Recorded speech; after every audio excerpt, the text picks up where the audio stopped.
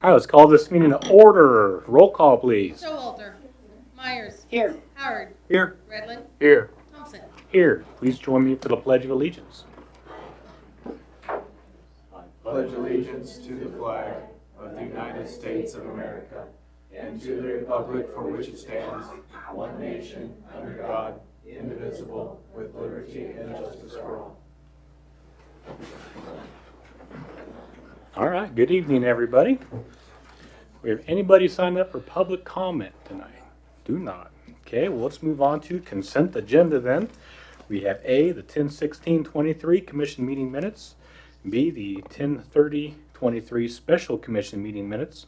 C, appropriation ordinances 2023-21, 2023-21A, and 2023-P21.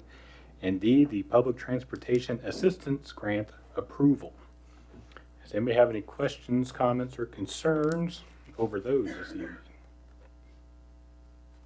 I'll move to approve the consent agenda items A, B, C, and D. I have a motion by Commissioner Redlin, second by Commissioner Myers. Any other further discussion? Roll, please. Howard.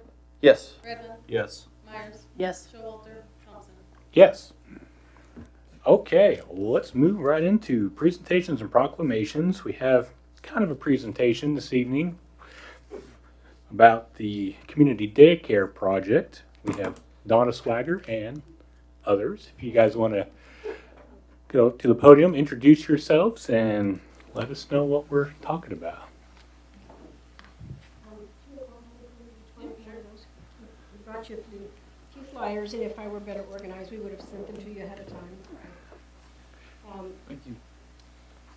Our concern through our Communities Organizing to Promote Equity, which is a COPE organization, and Hope's Place is a part of that. We're a fiscal agent for that. But our organization has been very concerned about the inequity of people being able to receive child care. And so the desire seems to be that we have a child care facility of some sort available that could take Medicaid payment for people who are underserved and would be available for people who would like to have child care, but there's just none available. And when we look at the state statistics, for 23, we have 13 licensed family child care homes in Sherman County. We have one Head Start program. We are serving 116 children, and we have, I find the need.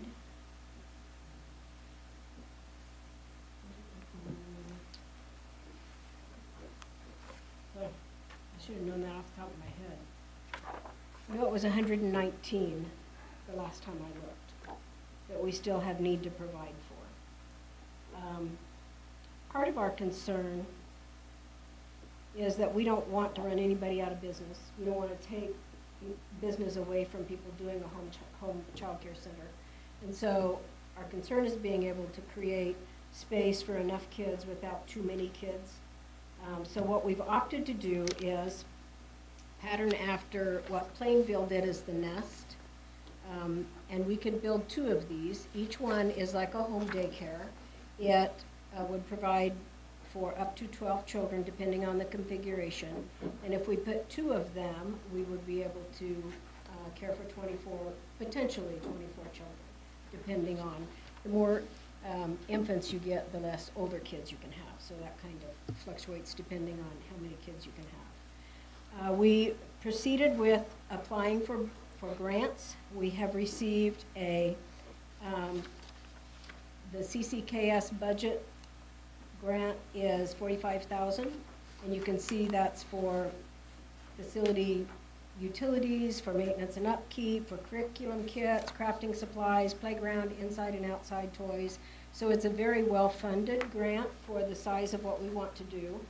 And then we also received an other supports budget through the Patterson Foundation, and that's an additional $39,000. And that's for like feeding tables and play areas and chairs and cubbies and things like that, okay? Places for them to sleep. So we have funding available that we could outfit the place well. And I know that's part of the problem, because I know at Hope's Place, we get people that come into Hope's Place and they want to start a daycare in their home, and they need high chairs, and they need pack and plays, and they need, potty chairs, and they need all of these different, and they need toys and everything, and we've provided for a couple of them that then within a few months went out of business. And we don't really have the resources to do that at Hope's Place, because that's not our mission. But I've seen this happen several times, and I think because our intent is to form, and we're in the process of forming an S4C corporation, which doesn't mean that there's any more longevity or any guarantee, but there's a lot more people to answer to if you close, okay? It also allows us to put these two facilities next to each other, hopefully, and be able to provide maybe a float person that could work both ways, or if we have weekend or late evening care, move everyone to one, instead of trying to keep both of them open as you would if you had just one facility. So I think there are a number of different things we can do to try to help make it a little more financially secure, but honestly, providing daycare does not pay for itself. You cannot pay the employees enough to keep them and charge that much to the parents and still make enough to feed them. It's just not realistic. And I know that people who do this in their home are on a very tight budget. And I know that there are reasons why people do that. I did some daycare in my home when my children were little, and I didn't want to go back to work yet. And so it was good for me because I didn't have to pay daycare, and that was part of my salary. So, but I think we have a couple of providers that have actually talked to us, and they would like to see daycare being provided that they would like to help us with that's not in their home. It's really hard on your house when you do it in your home. They would like to get it out of their home. And so I think that we would have some really good providers to be able to hire. We also have the program at the Votech School that is a program teaching people how to be daycare providers and licensing them, and they can get degrees in that. So there's some good potential there. Our problem right now is we have all the plans and all the funding, but we don't have a place to put it. And the building that we looked at, the floor plans that we looked at, has been approved by Dane Hansen for Plainville, for a number of places actually, that's just one example. But they paid for the building, and then it comes to it's built in Logan, Kansas, but it wouldn't have to be. I mean, they're not particular about where it's built. It could be built locally. But this floor plan has been approved for a daycare, and it could be placed somewhere locally. Then we would have to bring in utilities and provide the ground layout and everything else around it. Some of those things we would like to ask if you would help us with that. Also, a location. We would really like to stay north of the railroad tracks, because getting kids back and forth to school without having to wait on a train, getting parents to drop off kids and back to work without having to wait on a train is just a huge thing here in Goodland. It's a big barrier. And so it would be advantageous to keep it north of the railroad tracks. I know I've lived south of the tracks all my life. I waited on that train a lot of years trying to get to school on time. But I think we are just asking for whatever help you can give us. If you have property we could plant this on, that would be ideal. We're looking at 1,500 square foot building plus 750 square foot of outdoor play space required for each one of those. I don't know how many square foot normal lot size is in Goodland, and so all of that, that, and I don't, and so if we could work together on those things, that would help.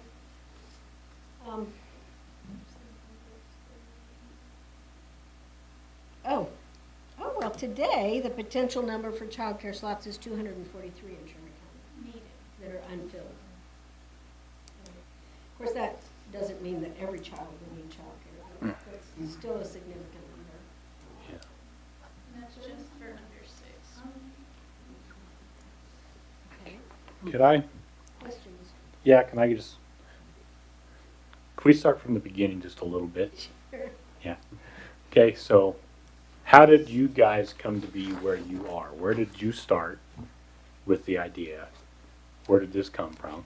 One day, Hope's Place was asked to host a meeting for the Cope organization. After a few months, the director of the Cope organization quit, and so I took over that organization. The communities organizing to promote equity were looking at all of the things in Sherman County that seemed to be inequitable, things that people could not access, either because they didn't have money, transportation, or whatever.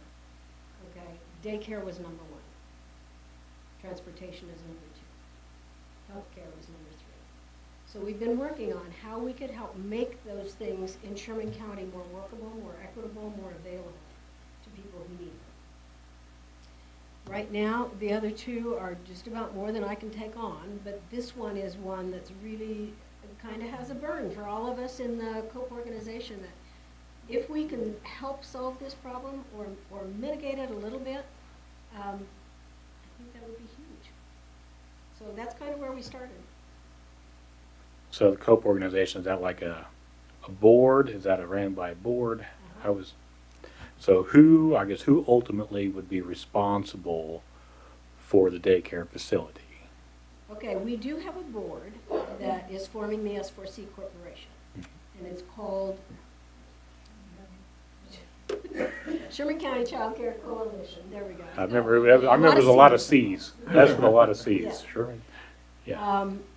And so the board is what's kind of directing this at this point. We would hire a director that would oversee, that would order the food, maybe even prepare it. You know, they would be able to work between the two. And then if the need arises, we could add two more, same location, different location, whatever works.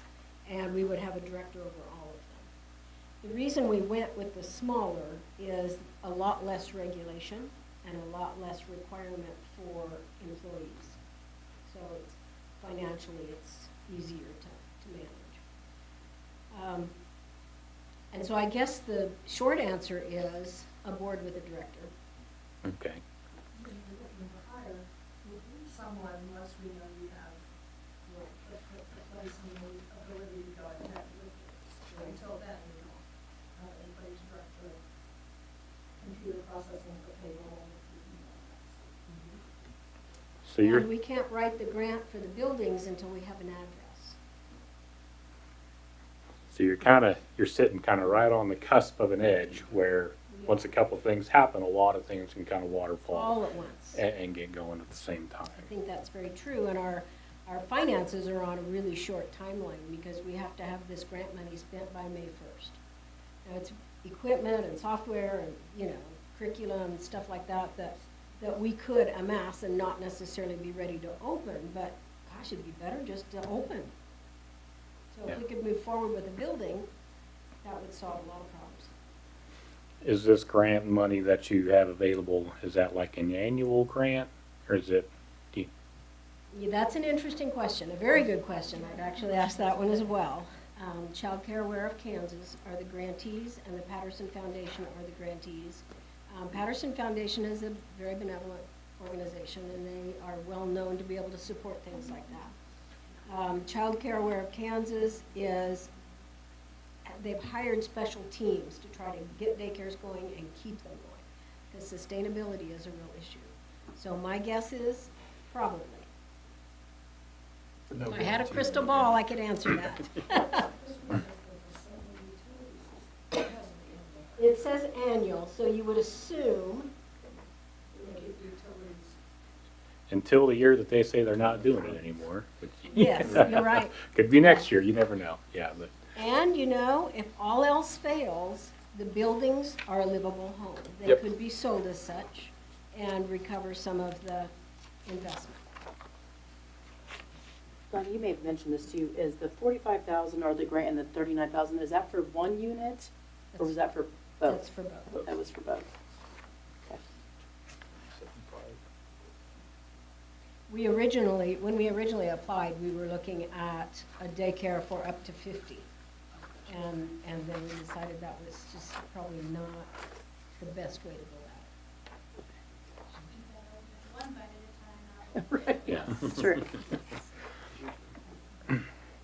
An S4C corporation, is that a nonprofit organization, not a for-profit organization? How, It'll be a nonprofit. it is a non, will be a nonprofit organization, okay? So ideally, everything above and beyond paying the staff would just be invested back into the facilities, is that the idea?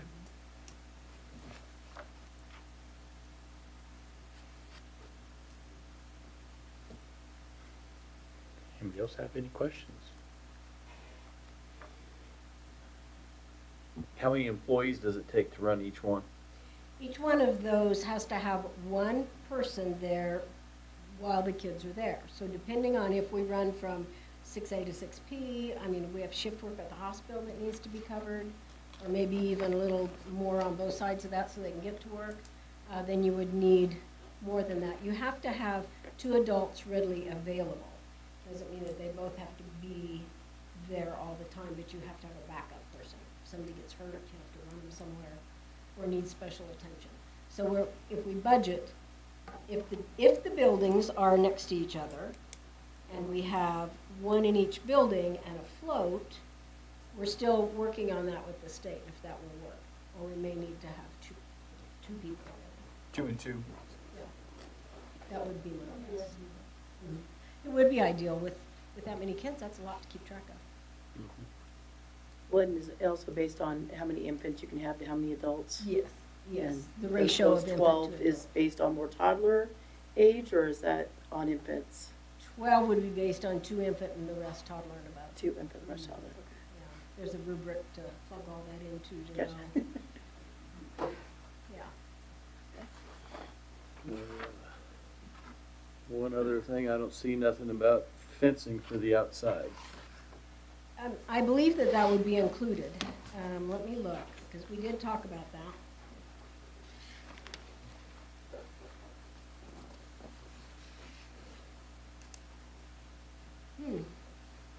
Maintenance and upkeep maybe, or, I thought it was in with the playground, but I don't see that.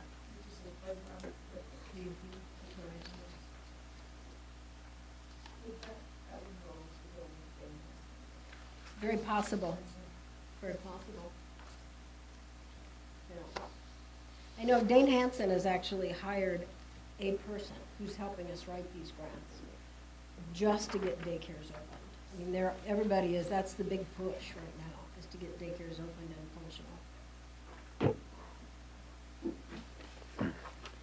Have you, I know kind of your biggest need is an address, you know, as far as being able A physical to. location.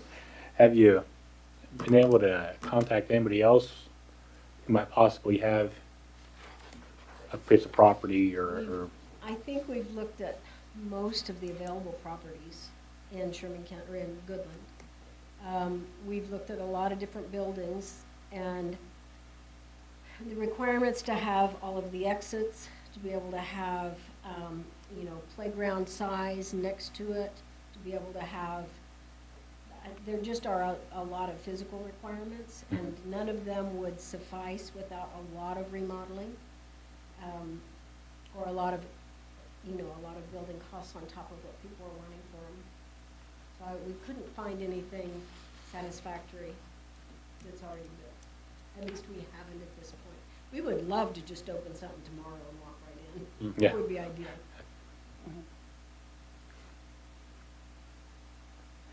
anybody else have any other questions? Comments? Okay, well, I appreciate you coming back and having a little more thorough discussion with us from the last meeting where you just kind of gave us a quick overview, and so we definitely have some food for thought. I mean, I know the city does have a few plots here and there, not a lot, actually. There isn't a lot, but, you know, we can sure think it over the next couple weeks, and in our next meeting, when we can get back together, we can kind of decide what we think and where we want to go. But I think that's a good way to do it. I do commend what you're trying to accomplish. It is definitely a need for the community, so. Thank you. Yeah, it's one of those things we need to get done. So. Thank you very much for your time. Thank you. Thank you.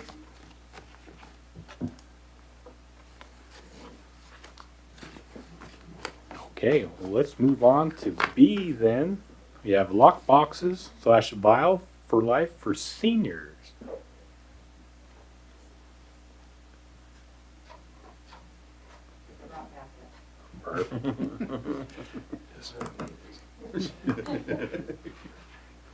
Go ahead and introduce yourselves, please, if you would.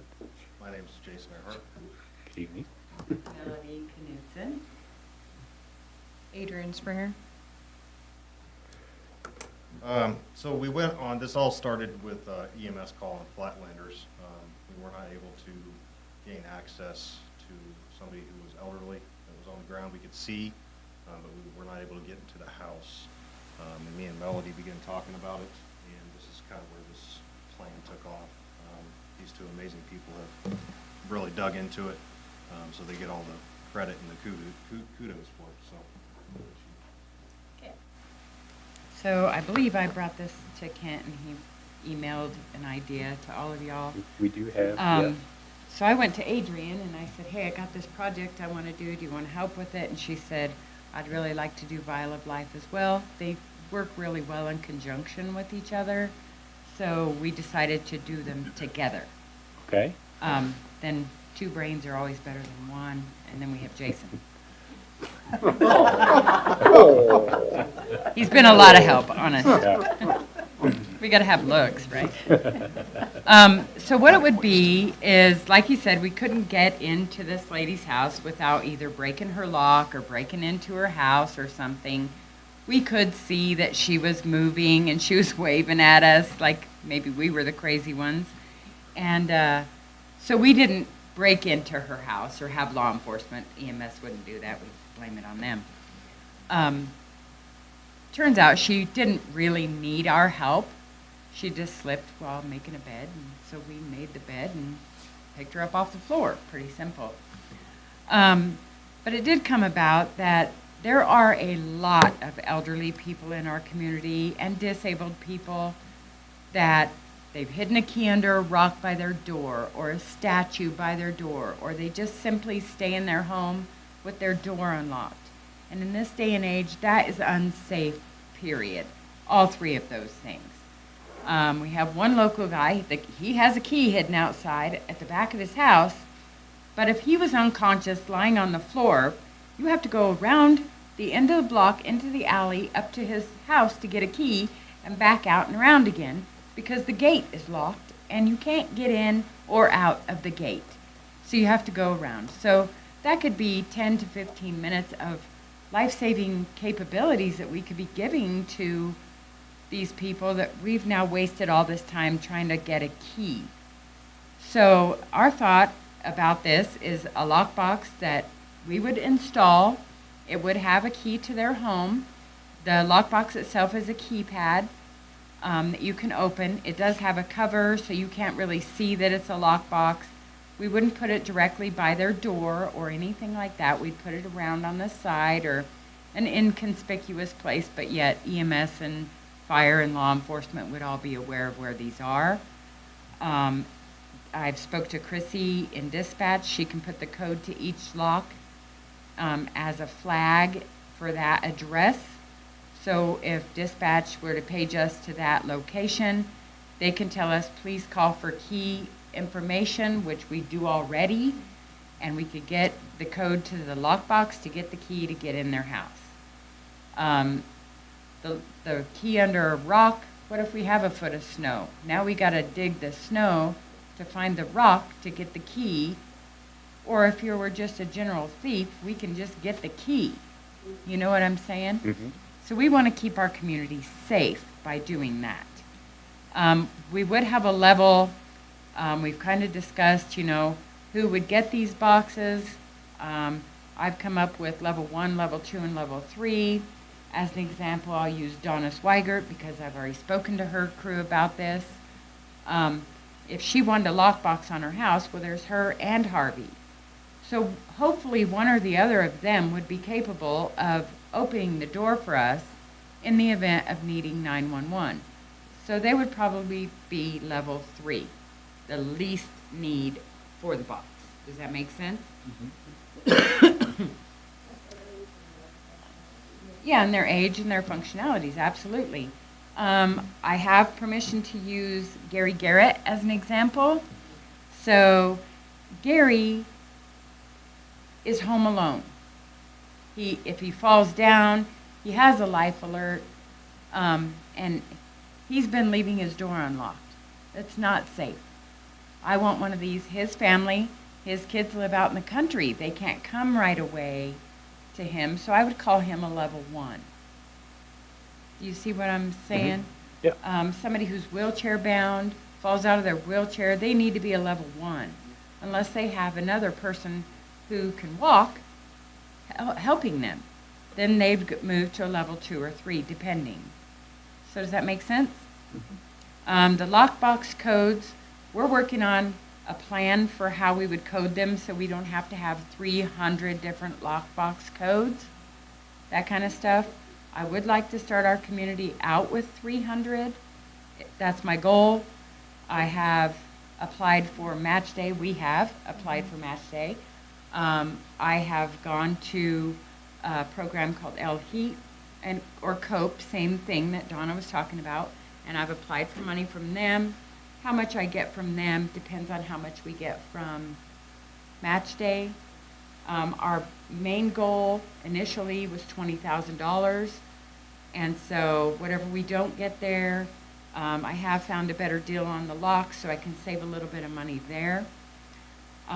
We've found the best deal we can find on the Vial of Life envelopes, which I'll let Adrian explain the Vial of Life to you. We found a better deal on them, but they're still very expensive. The piece of paper for a Vial of Life is nothing, but those things are expensive.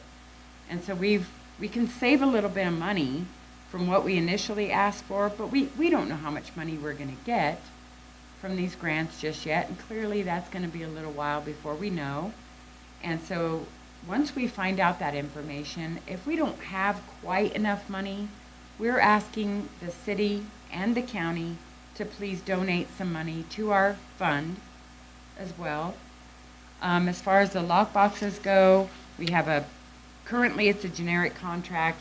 I've given a copy to Jake, and I've given a copy to the county attorney as well, so that we can get a contract that fits to give to, say I hook Donna up with one of these, I want her to sign a contract that if she dies or passes away, we get the lockbox back.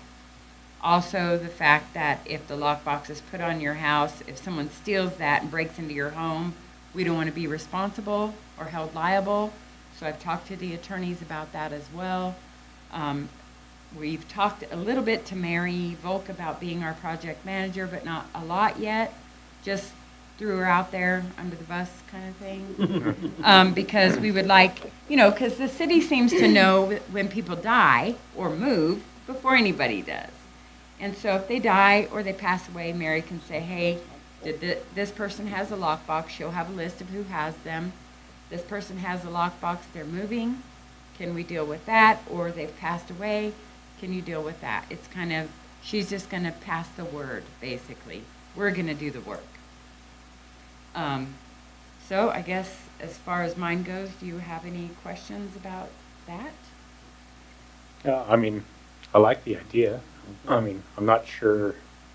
You're talking about level 1, level 2, level 3. Is that just how you are going to determine priority as to who get the boxes? What if 5,000 people apply for this box? I know that's. I got to put them somewhere. Yeah, that's tough. There is an access page that currently Donna has some of my stuff to send to KU. I have to get the rest of it to her.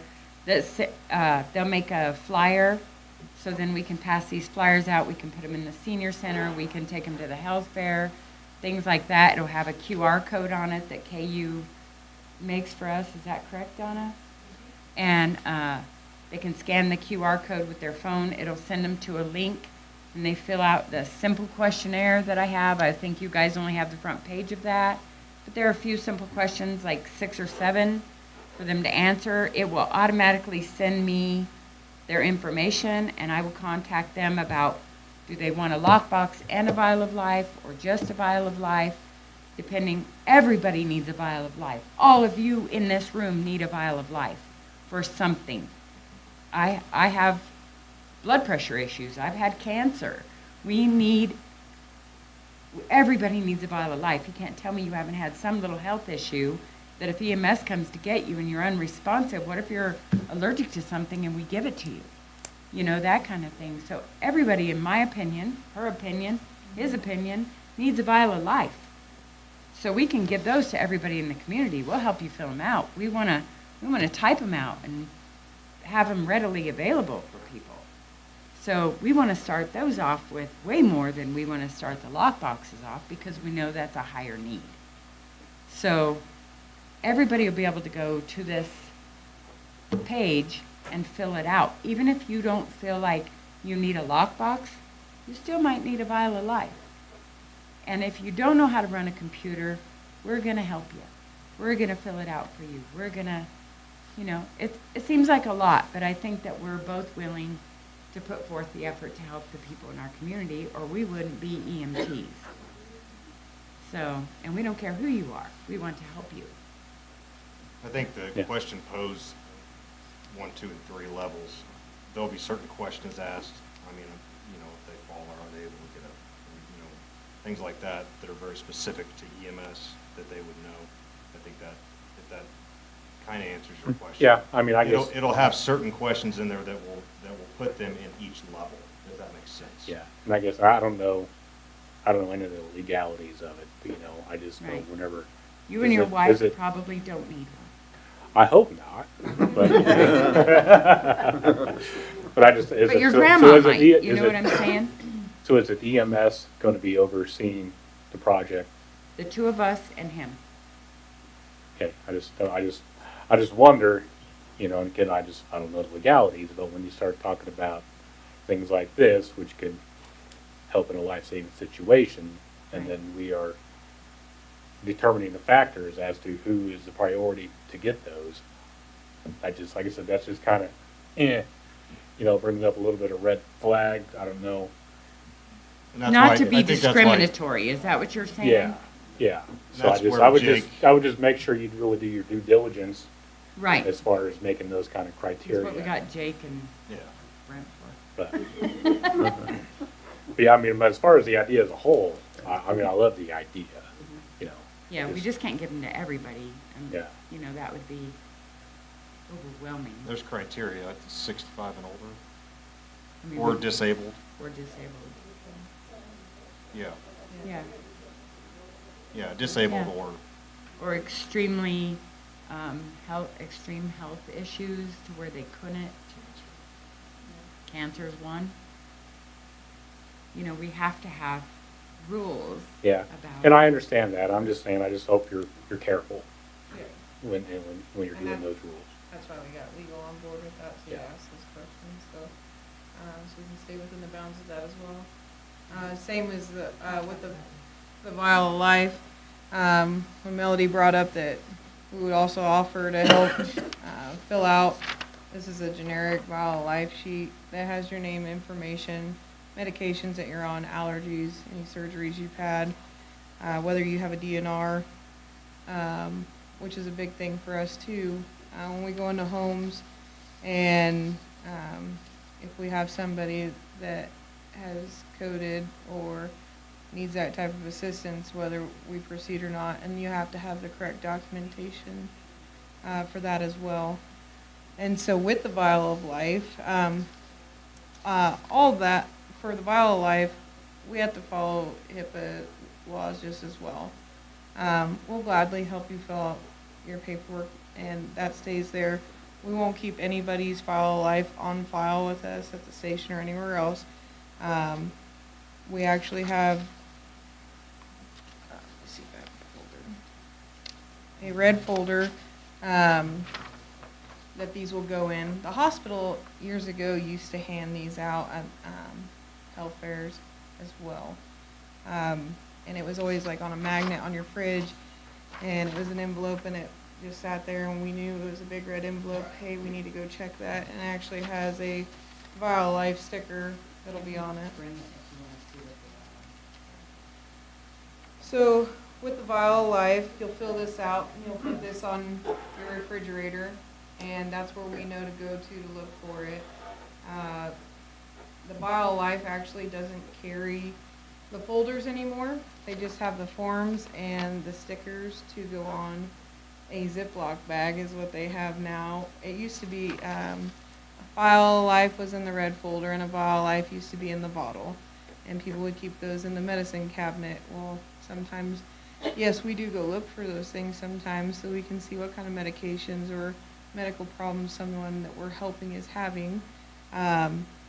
But now, without BioLife having an identifier besides the sticker, that you'd have 2 stickers per home is what our idea is, and right now we price out at $2,000 for our beginning order. Like Melody brought up, these are the kit itself is pretty inexpensive. It's the folders that is pretty pricey. Each kit, for our intention, will get a folder, the 2 stickers, and your form. And then we can also print out a sheet that says any other helpful information that you need to add to put into your folder. And the good thing about the folders is they're reusable. If you have more than one person in the home, their stuff can be in there, like if an elderly couple had it even, or anybody, because BioLife is for anyone. Especially we have someone that has a seizure disorder, heart problems, anything like that. So it's just really big on our part. And I think this project works hand in hand for somebody who is having a big medical emergency and we need to get in and get to them and help them. And then how can we help them by knowing their information and their background of what's going on. So with the stickers, Mhm. they go like, where do the stickers go? So I we're guess? putting They, like, one on the door, will go or- in the window or the door, Okay. and then the other sticker will actually go on that red envelope so that it marks that it's a Vial of Life. So ideally, you'll know coming in the door, this first sticker will be somewhere obvious so that Yeah. you know somewhere in there, hopefully on the fridge, should be the Yes, additional and then information. you we'll need. actually help and give, so like this is their generic sheet that's posts like instructions where you're supposed to put everything and where placement should be to find these items. I'm in the midst of making up a more user-friendly sheet of instructions for everyone for that. And to be able to help fill out the documentation, as Melody said, with people that need assistance with it. Most people should be able to pick up the form during, we plan on the health fair. It's just one of our events to hand some of this out, and we would like to have other events where we can get people signed up or at least get them the packet. And if they want help, we'll help them. If not, then they can take their packet home with them and set their program up, so. I like it. Mhm. Yeah, anybody have any questions regarding that program? So you're planning on, so you guys are kind of raising the funds together for the boxes and the envelopes and everything together, right, is what we're doing, yeah. We're trying to make a program out of it. Making sure that, as opposed to,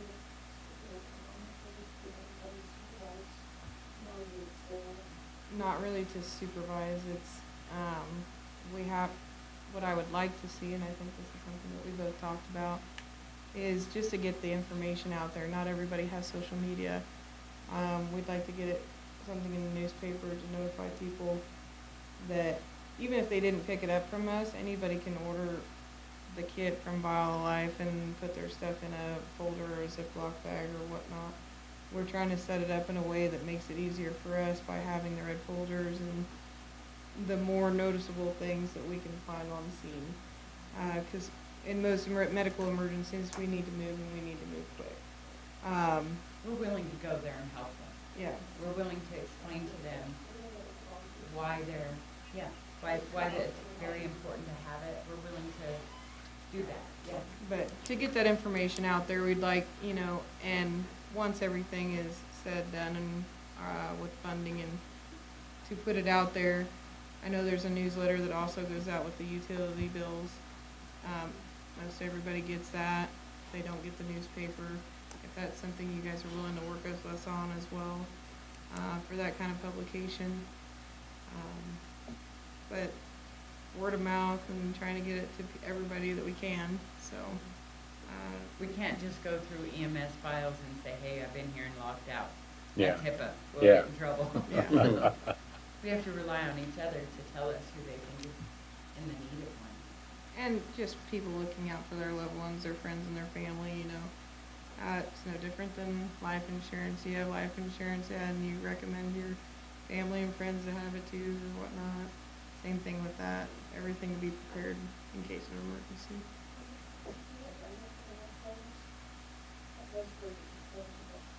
It'd be from Uline.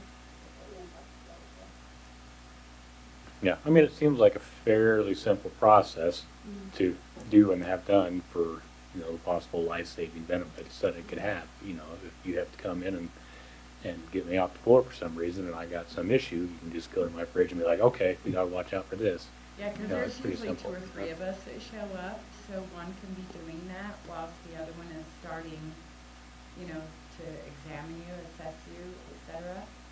And it doesn't only just benefit medical, law enforcement. I mean, they have welfare checks all the time. And this isn't just for, in the city, if we had an elderly couple in the county that we could do this for as well. We want to be able to help them too. But if law enforcement has to do a welfare check, it's easy for them to be able to access. And like I said, or Melody brought this up, all this is locked in to dispatch information. We're not sharing anyone's passcode to their key box with anyone. We have to, if we had to memorize a key code for every house we've been to, yeah. Anytime, so patients that would have like life alert or systems set up like that in the home, they'll sometimes, when they call dispatch and say, hey, we had a pendant press from this address and we can't get a hold of them. They'll let dispatch know, okay, this is the house that you're going to, and they forward that information to their CAD system. These are their medical problems that they have. If there's a key or if there is a lockbox already, they notify that. That's the kind of system that we're going to have set up here. So if we have a lockbox at their house for the key, anytime we're paged to that residence, dispatch will say, phone dispatch, and we'll give you the PIN number. We don't give the PIN number over the radio, so not everyone can hear that information. So just for people to have a little safe in mind with that. So. Well, the lock boxes too, we're not intending them for personal use. So if you had one put on your house, we're not giving you the code to hand out to all your friends and neighbors. So that my neighbor can come check on my dogs when I'm out, yeah. Right. Yeah. They'll be all for emergency reasons only, is what we've decided on to do instead of sharing it with the homeowner or anybody. Yeah. Or the Meals on Wheels people or any of that, yeah. Yeah. So emergency purposes only. It may never be open, who knows? But better safe than sorry. Yes. Yeah. If you have to use it one time out of the 300 boxes we put out and save one person's life, it's worth all the effort that we can put into doing it. I'm pretty passionate about it. So. Yeah. Didn't In case notice. you didn't Yeah. Well, that's good. We appreciate that. All right, anybody We else? started this the day of Flatlanders, so I feel like we've I mean, yeah, you've got a made lot progress. done in a month. Yeah. Yeah. Match day will be November 28th. So if you get to match day, please feel free to donate to our program. But then the announcements aren't made until. They're not made till April or Yeah, March but or April. closer in the spring, yeah, but. and it's still a working process too. We're trying to still iron out the details of the legalities, and get But if we products get a here. list going right now, the sooner we have a list, the sooner we can get the boxes on when they get here. Great. Any other questions, comments? That's very worthwhile causes, both of them, so good luck in your venture. I hope it all works out. Thank you. Appreciate your time. Thanks very much. Thank you.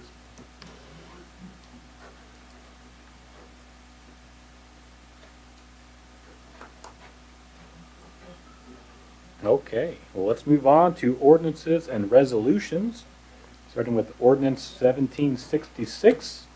regarding the 2018 IBC and 2018 IEBC. Good evening. Good evening. So the first one here is strictly over building code. The IBC really goes more towards commercial type buildings, not residential buildings. That'll be the next book we're working on. Okay. Just handed all those out. So just a little background on that. The IEBC, the existing building code, that allows for repairs, remodels, those kind of things a lot easier and cheaper for people. That way they don't have to come all the way up to the current building code. Because that gets pretty expensive when you're talking mechanical, plumbing, all of that stuff. The construction board and I have went through all of these books for 6 months now, going through them section by section and figuring out what we liked and what we didn't like, what we thought would benefit the community without putting their safety at risk also. There's a lot of new technology. That way you can do things cheaper, more cost effective, but it's still allowing the same quality and safety of the work.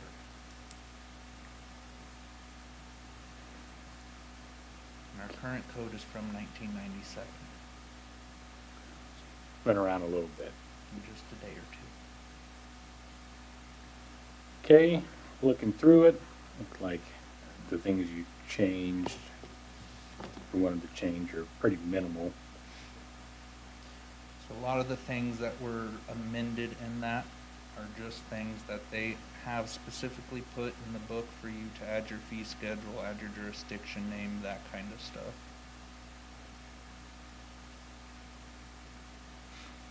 Anybody have any questions or concerns? Well, I just think it's a good time, about time that we did get it updated.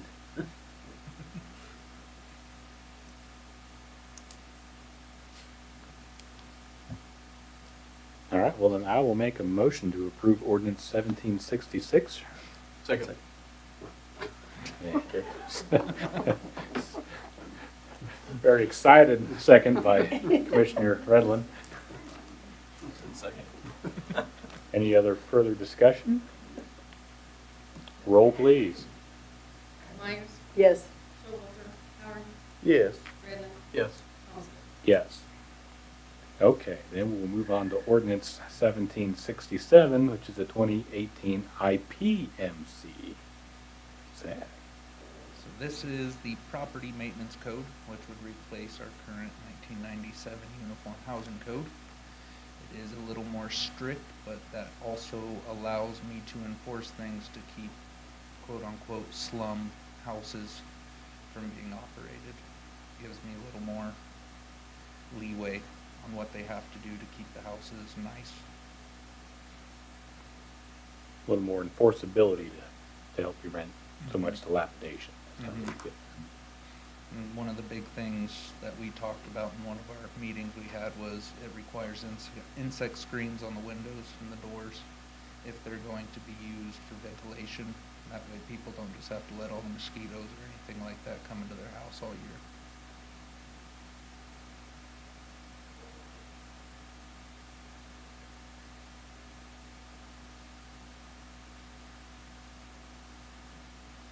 Okay, do we have any questions, comments, or concerns on this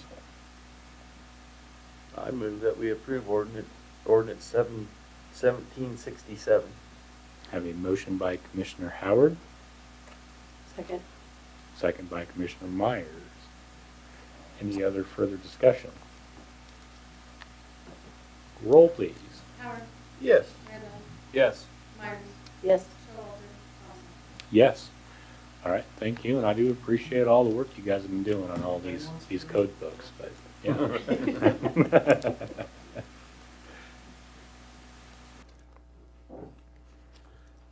Okay, we'll move on to formal actions. We have an application for the construction board for Amy Kendrick. Kent? The last meeting, we had regarding a member who had moved out of the community, and it's basically the realtor position on the construction board. They're are specific places on the construction board for different things, and the realtor kind of adds someone outside the construction industry as part of the board. It's a little different viewpoint. A little different It's good to have viewpoint, different and viewpoints. this is a person that had been identified as a possibility, and the person was more than willing to submit an application to become a part of the board. So, Well, reading through the application, I thought the application looked good. We do always appreciate people who have a willingness to step forward and help serve the community. I'll move to approve the construction board application for A.B. Kendrick. Have a motion by Commissioner Redlin. I wasn't eyeballing you. I'll second that. Second by Commissioner Howard. Any other further discussion? Roll, please. Redlin, Yes. Myers, Yes. Showalter, Howard, Yes. Thompson. Yes. Okay, we'll move on to B, the Arts Center lease renewal. Ken? the Arts Center, or the Arts Council, the Goodland Arts Council, leases the building for, and basically, we allow them to lease the building for the Carnegie Library building down at 12th and Center. And it's on a 5-year, every 5 years, there's a renewal. And the 5 years is up, and that's why it's presented to you for your approval. There's a letter in the packet from Nicholas Everett, the president of the Goodlands Arts Council, requesting the renewal and the use of the building. And the agreement that has been used was included in your packets as well.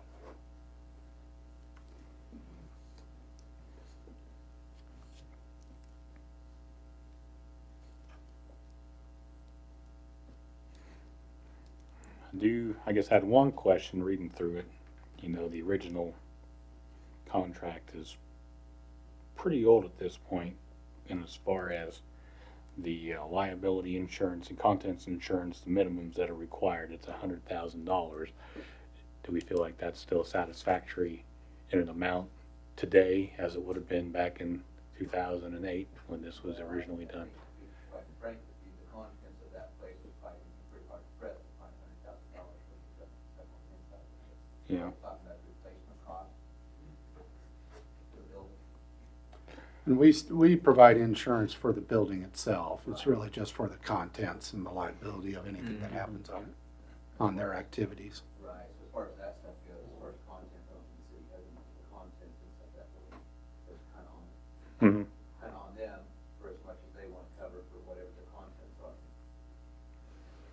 Okay. Well, if you're happy, I'm happy. And I'm gonna say, that's kind of that's my take on it. It's one of those things that, you know, they've got a little bit of inventory for their gift shop and stuff like that, but other than that, it's, granted, I appreciate the arts, but I don't think we have priceless art pieces in there, I will take that. There are some very nice pieces in there. And I have no doubt they are very, very nice. Fortunately, they tend to be hidden away in the basement, at least last time I was in there they were. But. So I guess that's just a minimum requirement for them, obviously, on that Yeah. end. If they want to, they can push it up as much as they want, anything like that, but for our end of it, I mean, we're really our only concern is the building. Right? Unless you want to. All right. Anybody have any questions or concerns regarding this contract? I'll move to approve the Arts Center lease renewal. Have a motion by Commissioner Redlin, Second. a second by Commissioner Myers. Any other further discussion? Roll, please. Redlin, Yes. Howard, Yes. Myers, Yes. Showalter, Thompson. Yes. Okay, last thing under formal actions, we have pole purchases for the electric department. I would defer to Director of Public Power, Dustin Bedore, to go evening. over the purchase request. Yeah. Good evening. So these are 35-foot poles for our distribution system throughout town. Through the spring, summer, and fall, line crew's been busy on a pole change out, older neighborhoods and stuff like that. So we do go through quite a few poles per year. Reach out to pole providers, and we're back to 2 vendors only responding. We have, Thomason has done, I think, another quote for us. So, and it's in addition to, I think there's 1 pole more for Thomason. Mm-hmm. The problem, I mean, the difference is I think Brown actually showed what their shipping was to where Thomason and Sullivan poles. There was one other item to Brown, we were gonna have to unload the poles ourselves, where Thomason's got an unloader, so that takes quite a few, where they can unload 5 or 6 poles at a time, where we can unload 1. So, but we are really low on our inventory right now. If we had an issue, we'd probably just use taller poles and cut them down, but until we can get this load in. I do have a question on price. I'm just looking at the forms that we have. We have the recommendation for the Thompson County, and it's $27,751.40, and then the price of the quote itself is $25,460. I just wanted to see like which is the true number. Those poles are, when they quote them, they're quoted without tax. Oh. Because Mary and I have had this discussion. Most utilities I talk to they don't have tax, and it seemed like we had to get a special exemption through the state for like our South Loop project. So we've paid tax on most of our material and pole purchases. So that's where the difference comes. I think the one that you're looking at is actually with tax included. The tax. Okay, thank you. Any other questions? And Brown figures out to $705 per pole. And we were paying $336 the last time I purchased it. Right.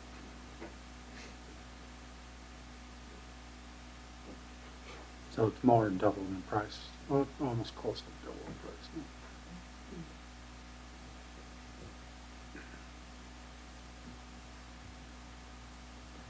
Yes, I will Alright. move. Yep. I'm sorry. I will move to approve the purchase of the electrical poles from Thomason Company for the amount of $27,751.40. Have a motion by Commissioner Redland, Second. second by Commissioner Howard. Any other further discussion? Roll, please. Howard, Yes. Harris, Yes. Redmond, Yes. Showalter, Thompson. Yes. Thank you, Dustin. Thank you. Okay, we'll move on to discussion items. We have the teeth study recommendations follow-up. Kent? We brought this to the attention of the commission back in August, that we had received the results of the engineering study regarding the traffic, basically a traffic study for the intersections at 11th and Main and 12th and Main Street. The results of the study had given recommendations to remove the traffic signal control at both 11th Street and 12th Street. Their alternate recommendation was to remain as traffic signal control intersections on both, but they recommend the signal systems be upgraded to current day standards and technology to include vehicle detection, battery backup, etc. An updated controller and an accessible pedestrian signal, although there is something there, but it's not up to the current regarding an accessible pedestrian signal. So that was and there was quite a bit of discussion by the commission back in August regarding the intersections. They also had a little bit of input regarding a survey that went out. We ended up with around 100 responses, I think, is what we ended up with, wasn't it, Josh? Somewhere in that neighborhood. regarding the intersections.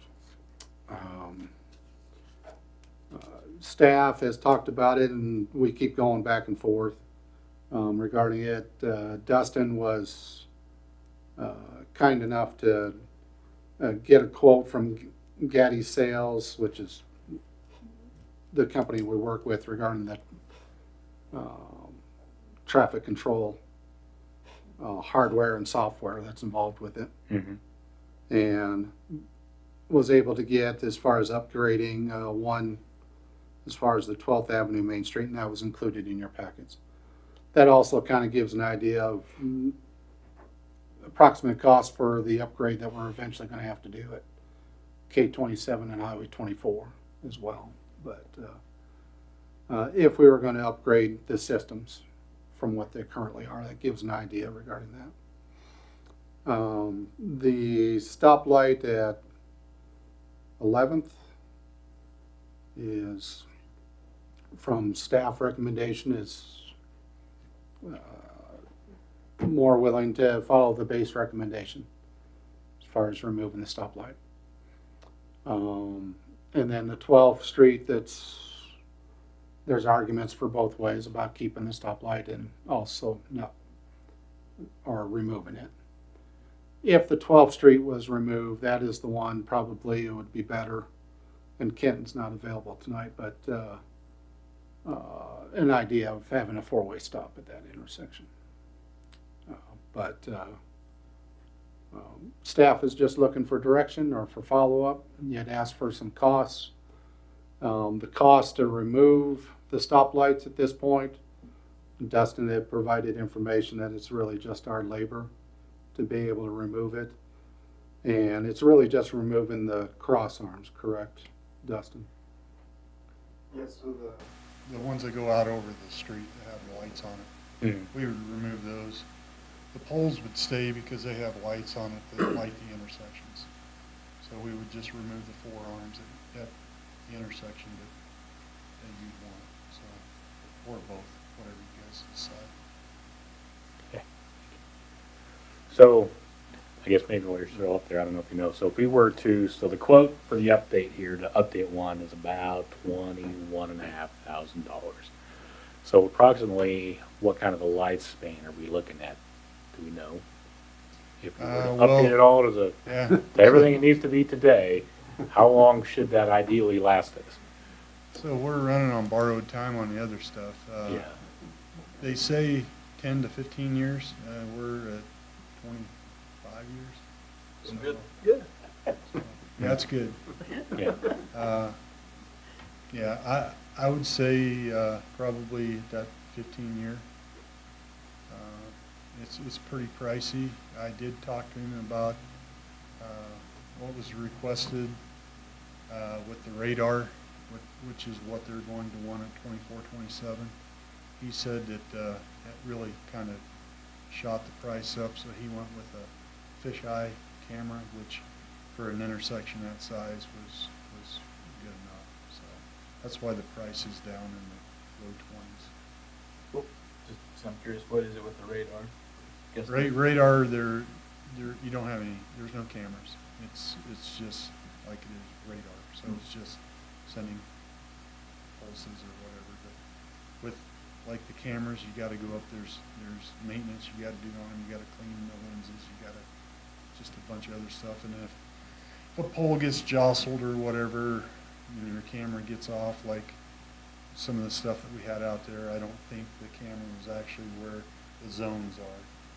And so then you got to go up and you've got to reposition cameras and stuff like that. So radar, it's what's used in most all of your cities now. It's just like a little, it looks like a camera, but there's no lens. It's just sending pulses out and stuff. That was really going to shoot this price up down here, probably another $6,000 to $8,000.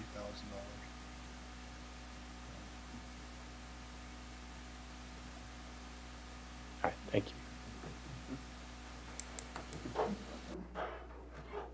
Well, what's everybody's thoughts?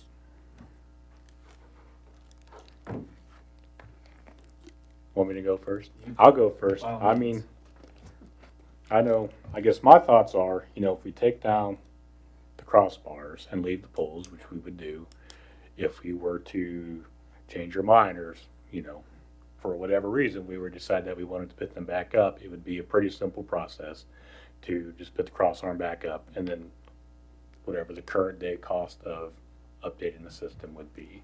Right. Reading through the analysis and stuff, or, at least part of it, there's a lot of information there. The analysis really doesn't show that there is a need for those on Main Street, other than, I think, nostalgia for the stoplight, or, the mindset that people have that if you take down the stoplight, you're moving backwards, or, I think that's kind of more of the challenge than the actual need of the stoplight, at least in my mind. So, I think I would go ahead and with the removal of both of them and just doing the stop signs on the side streets. But then that still gives us the ability, if it doesn't work out for whatever reason, that we can just come back, like I said, and then they can put the cross arms back up, and we can spend the $20,000 to $30,000 or whatever we need to do. If it's just putting one back up on 12th Street, or if we feel like we need to do both, or whatever's there, that need is. But that's kind of where I'm sitting with it. Yeah, I think I agree with that. I think I would also like to entertain the discussion of, like, if we do decide to move on and remove the crossbars, the staff recommendation later states something to the effect of, like, if we do remove it on 12th, they would recommend doing a four-way stop, and I think I kind of agree with that based off of what the next block is, which is the school admin building, also the early childhood education, and I think that's just it acts as in my opinion, it acts as a barrier to kind of help slow traffic from going further south. I guess that's my opinion on it. Yeah, I don't know if I necessarily agree with that. I understand the mindset of, if you got this big long stretch where there's nothing to slow you down, that people will naturally drive faster. But I don't know if, the stretch between, if you're stopped at 12th Street and then turns green and you're speeding up, if you're really going to be going any faster by the time you get a block down than you would be if you were just driving through already. And, coming from the other direction, you're already got open all the way to 17th Street, where there's nothing slowing you down from the other direction to begin with. So I don't know. And they're already doing that anyway. What? Being the fact that we live right there, I watch so many people speed down that even with the light there, so. I think a four-way stop would be more bothersome to a lot of people, because they're going to pull up there. Who needs to go? Somebody's going to get mad. There's going to be accidents. Intersections do seem to be Just let 'em- complicated, aren't they? The logic goes both ways. Yeah. But if that's the case, if we have the fear that, people are driving too fast, even if we were to put something, like the digital signs that tell you your speed, tell you to slow down if you're going over the speed limit, I think those tend to be pretty effective at keeping people mindful of their speed they're going. But I don't know what the cost of one of those would be. Right, That. right. That's interesting, and that's a good idea. That's where Chief Earhart comes in. I think, Main Street's needed speed limit signs, but it's for a long time. This is different. Yeah. We have a lot of visitors come through Colorado that don't have any idea what speed is. So, Yeah. It's in state statute that it's a business district and they're all 20 miles per hour. But how's somebody from Virginia or, a lot of people go to, businesses downtown or whatever, so, just that alone, most of those I think will help. But, And there are a couple signs, speed limit signs, but it is not, it's not frequent on Main Street. they're kind of hidden though too, they're. Yeah. I think some more would do a little better job, but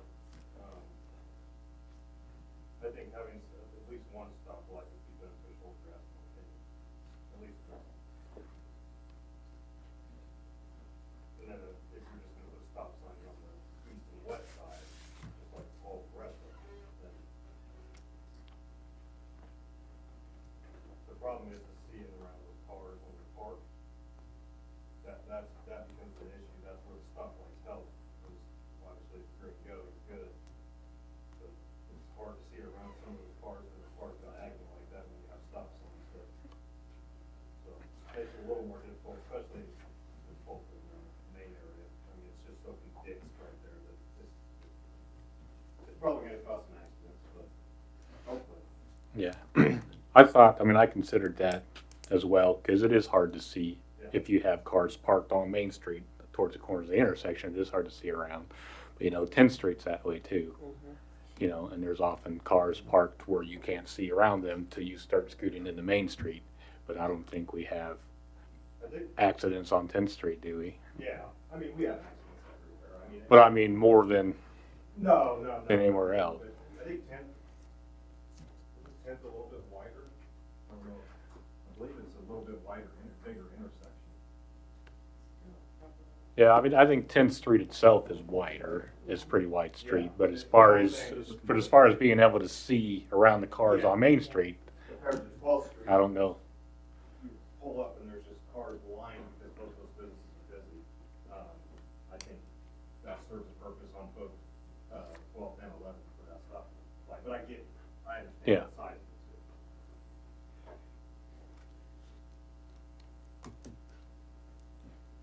it too. Other thoughts?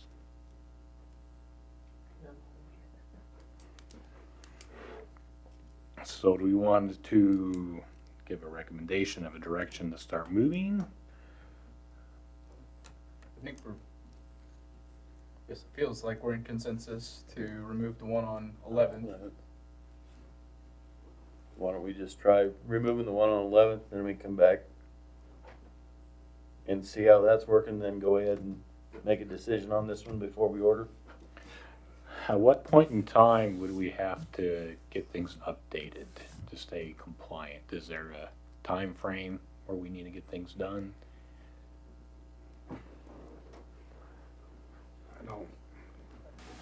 I don't really think there's a time frame, but your controller in those cabinets should have been probably changed out 10 years ago. It's one of those things where if it fails, we'll have to update Yeah, that. you're gonna be looking at that. Yeah. Either update it or take it out. Or take it down, yeah. Okay. So, But if we take down 11th, then could that be used as a backup for 12th? Yeah. Spare parts. yeah, we would take care of it. We would keep it. 'Cause that's what we do. Say 11th then. I still think, I think we should have a conversation and get a resolution, but at least they can move forward with that. I think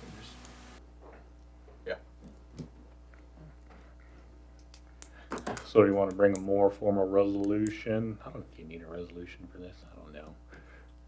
Do we want to? It could be a resolution to change it to, so that it's stop signs instead of stoplight. And then if anybody does have an accident, that it's already been I saw a resolution previously for stop signs at an intersection, so it can be a simple thing to get done. I guess if you want to bring something back for next week, a little more formal regarding 11th Street, that'll give us all a couple more weeks. And if, by next week, or 2 weeks, we're all still gung-ho with that, great. If not, we can. We have a protest, take 12th down now, Yeah. we can take immediate action. Add another one to 10th. Yeah, maybe. Yeah. I can only imagine what the rally would look like.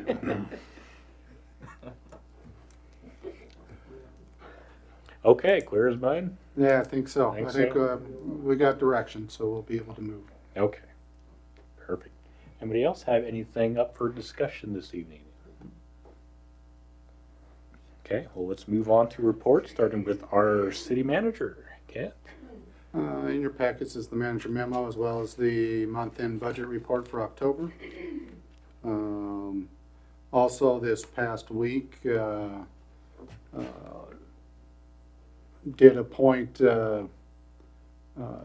Jason Earhart as the police chief. He was already appointed as the interim police chief.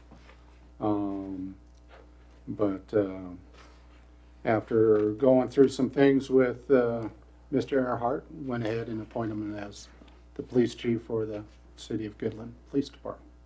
Congratulations. I'm sure you will do a fantastic job.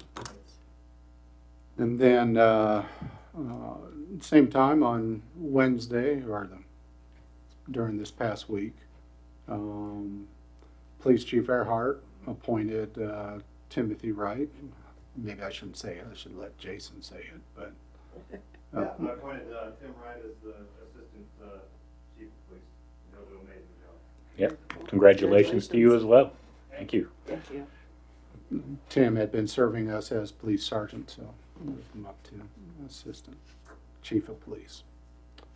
And so when Jason is not available, then it reverts to Tim.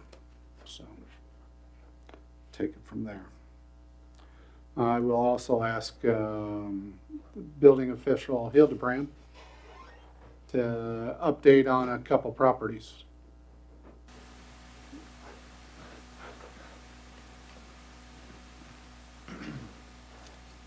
Lot 509 over in Meadowlark, which is the one with all the fleas that I told you guys about, has been cleaned up on the outside now.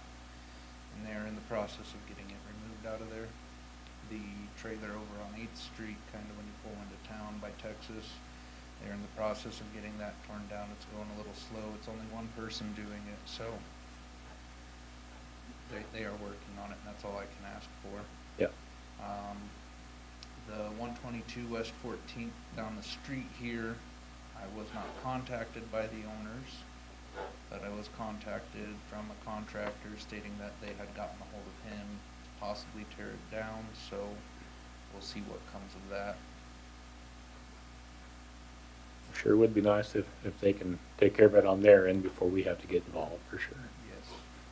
Because that one is scheduled for next, The public hearing next the week. public hearing is next meeting. Oh, so, yeah. On the 14th, right? Or is it not a different? 20th? Yeah. Yeah. The 20th November, yeah. Because the 14th would have been the planning commission. I was saying the 14th. One on 14th Street. Oh, yes. Yes. Yeah. Oh, and I didn't know the one on 20th Street. It was 14th Street. So, Okay. Right. Thank you. Also had mentioned it, not with you, Zach, that's okay. The college has received funding and the regulatory go-ahead to start up their CDL program again. And they had requested from the city possibility of using the property that is south of the hotels on K27 that we had talked about, the old roadway lease property. Mm-hmm. And after discussing with City Attorney Kling regarding it, we'll look to set up a situation, since that is, we have not been able to get a proper response from Yellow Freight, who's actually the owner where the lease was signed many years ago. And they're currently going through bankruptcy. That we'll go ahead and have a memorandum of understanding with the college to go ahead and use the property.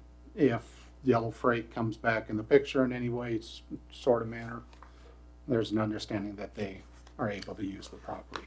But since it was already being used by an over-the-road carrier, it seems appropriate to be able to use it for training over-the-road carriers. So looking at doing something along those lines, if that's okay with the commission. Yeah. I mean, I feel like that would be a good use of the spot. Yep. Jake, did you have anything else to add to that?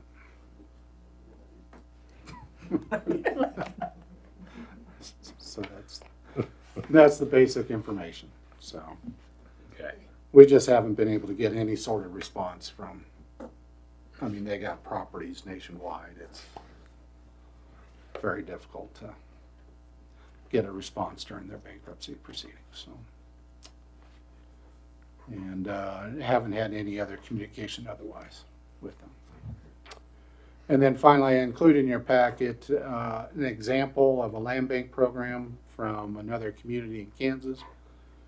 It's been brought up as an example for how to have a tool, have a method for properties be donate, or properties that are that we go through on an annual basis. We have dilapidated properties, and we've had one property in the last year or two that's been donated to the city. This would be a program that would allow a method for it to get turned around, go through the land bank, and then get to another productive owner that would be able to do something with the property. So it's really just a method or a tool in order to allow a little more ease of access to get it from a state where it's not being productive to a state where it can move on to the next productive owner. And this was just an example used in Pittsburgh, Kansas, which had a number of properties, and it's been in operation for eight years, and they'd say it works fairly well in their community. We do have a housing committee that's looking over different incentives regarding housing, and I was just wanting to present it as information and then say if it could be given to the housing committee for at least a little bit of review and then come back for consideration, because it sets up, it is a little bit of a structured program in that it sets up a board and everything else in order for it to be done. So there's a little bit of work that's done with it as well. Mm-hmm. And if it's the right fit for the Goodland community. So just looking to do that, and if you guys have any considerations otherwise, please advise.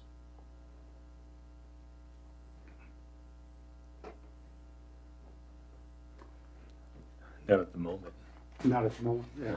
Good at that point. But it's just looking for another tool. So looking at those things. And that's about all that I have at this point. Okay. Do we have any questions or comments for our city manager? Thank you for what you do. I appreciate it. Yeah. We'll move on to commissioner reports. Start down here on my right with Commissioner Myers. Nothing at this point? Okay, Commissioner Howard. See all the city crews out working, they're staying busy, that's always a good thing, and I appreciate that. And just ask everybody to come out and vote tomorrow for everything that needs to be voted on. Commissioner Redlin. Yep, I'll echo that. Go out and vote. I don't remember what time polls open. 7? Is that right? 7 o'clock. I think so. And then I also wanted to pass off I've received a lot of compliments on all the work that was done on the blocks for the library, all the concrete work. So I'm just passing that off. It's being noticed that the street crews, your work's being noticed, and it looks excellent. So. Yeah, it does. Okay, for mayor's report, I have nothing more to add this evening. So with that, I would entertain a motion to adjourn. So moved. Motion by Commissioner Redlin. Second. Second by Commissioner Howard. All in favor say aye. Aye. Aye. All right, thank you, everybody.